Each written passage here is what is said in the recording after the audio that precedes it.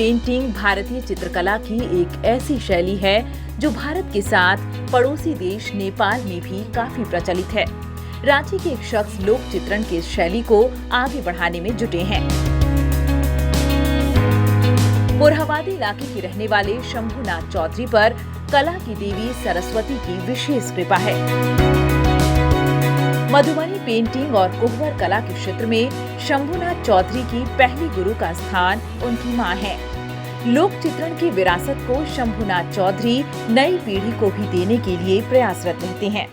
जी, हमारी जो माता जी थी वो मैथिली में यानी कि आर्ट एंड क्राफ्ट की बहुत बड़ी जानकार थी और वो अधिकतर काम वो मैथिली का भी पेंटिंग करती थी। उसी से मुझे लगा कि नहीं भी मुझे भी इस काम को सीखना चाहिए और करना चाहिए। और चूँकि मैं बचपन से ही आर्टिस्ट मेरा माइंड था, मैं सोचा कुछ न क्रिएट करूँ। इसके लिए मैंने यूपी झांसर से अपना प्रशिक्षण लिया और प्रशिक्षण लोग को लेके और अपना काम को चालू किया। लेकिन काम करते करते मुझे लगा कि नहीं, इस पीढ़ी ये जो काम है, ये कोहबर का जो कला है, मधुबनी पेंटिंग है, विलुप्त होते जा रहा है। तो इसके लिए मैंने क्या किया कि बच्चों लोगों को सिखाना शुरू किया ताकि ये जो संस्कृति हमारी है, ये जो कला है, ये सुरक्षित हाथों में रहे, ये बची रहे। और हमारे जो प्रधानमंत्री हैं वो भी लोक कला को बहुत महत्व देते हैं और चाहते हैं कि कुछ जो हैंड कुटीर उद्योग में इसका काम को आगे बढ़े, इस चीज़ को लेके। केंद्र सरकार द्वारा लोक कला और कलाकारों को आगे बढ़ाने के प्रयास को शंभुनाथ चौधरी सराहनीय कदम बताते हैं।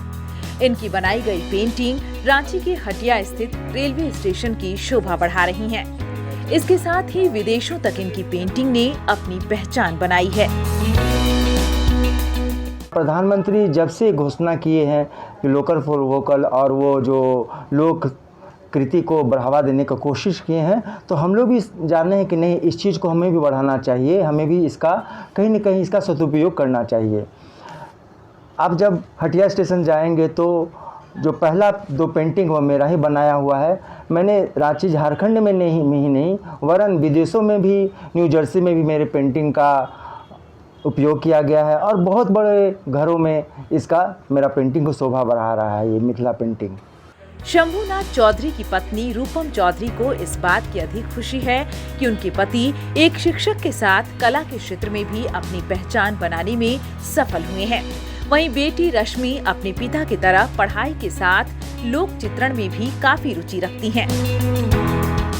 मेरे हस्बैंड पेंटिंग में बहुत अच्छा करते हैं। उनको भगवान का आशीर्वाद है।